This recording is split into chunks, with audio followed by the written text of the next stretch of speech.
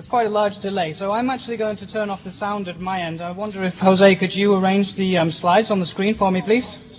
Yeah, it's on. Jose, could you arrange the slides on the screen for me, please?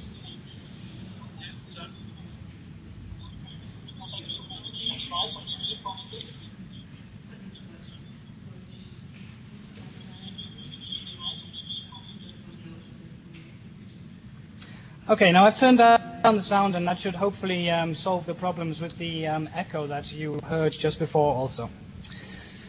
So I guess it's okay for me to start. If there's any technical hitches that come along with this presentation, then please, Jose, maybe you could just let me know by sending me a Skype message. And hopefully it should proceed according to plan. So I also see that you don't see my webcam image even though it's turned on. I'm not sure what happened there because I thought that was working fine when we tested it just before. So I proceed. My name is Damian Brown, and I'm representing the STPKC, who were a partner in the Game4Manager project. I'd like to say thank you very much for the chance to speak to you this afternoon, and also to the previous presenters for some quite interesting comments.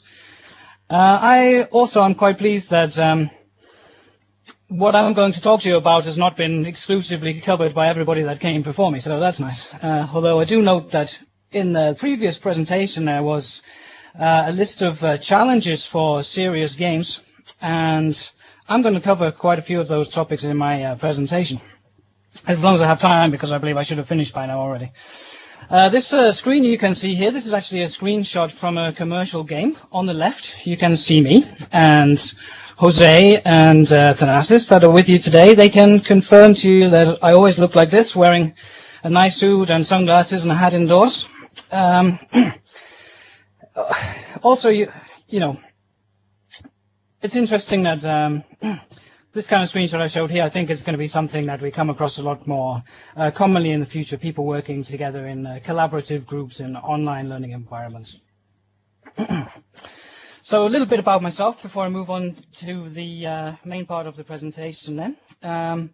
My background is a little bit supply side training through Chamber of Commerce Network in the UK. I've worked as a game developer, that's a writer and a programmer for some fairly well-known companies such as BioWare and Atari. Certainly the last I expect most of you know quite well. And these days I'm working on pedagogic innovation projects and learning technology approaches with the STPKC. So the presentation this afternoon is about the recent research and emerging trends for serious games. And to provide a tiny bit of context there, I'm considering serious game to be an electronic game which has an embedded pedagogy. It has a definitely well-defined learning outcome, and it has some form of understanding of how to assess the achievement of the learning outcomes. That could be embedded in the game, or it might be done as an external activity. So what am I basing this presentation on? Well, it's partly prediction on my part, which is based on my reading of the research which is ongoing. It's partly a wish list of things that I would like to see, which I think would be useful for me and other developers in the future. And it's partly my to-do list, because some of them are things that I'm working on now, and some of them are things that I'm intending to work on in the future. Now, I saw a presentation by Ben Sawyer for MIT recently, and he made a point of saying what games he was playing, and I promised that I would do the same whenever I did a presentation about game-based learning, because I think it's important that if we're in the business of game-based learning, that we're actually playing some games. I've highlighted probably my 3 favorite projects at the moment. One is a web-based game called Estia. It's a very interesting way that they deliver their game based on mostly just kind of PHP and some Ajax as well. Top right, you see Wii Table Tennis. Love Wii Table Tennis. We'll come on to Wii a little bit on, I think, the next slide. And in the bottom right, you see here a development scenario for the Neverwinter Nights engine. And I included that one because firstly, I find it very interesting to develop leisure titles as well as serious games, but also to illustrate the point that these kind of powerful creative tools are now definitely becoming part of the mainstream, and it's hopefully something that we see move into the serious games market too. So really, I've split the presentation into two halves. The first one is going to be to look at some emerging trends, and the second half we will have a look at some of the things that I think are necessary for us to move forward into the future and for game-based learning to really take off.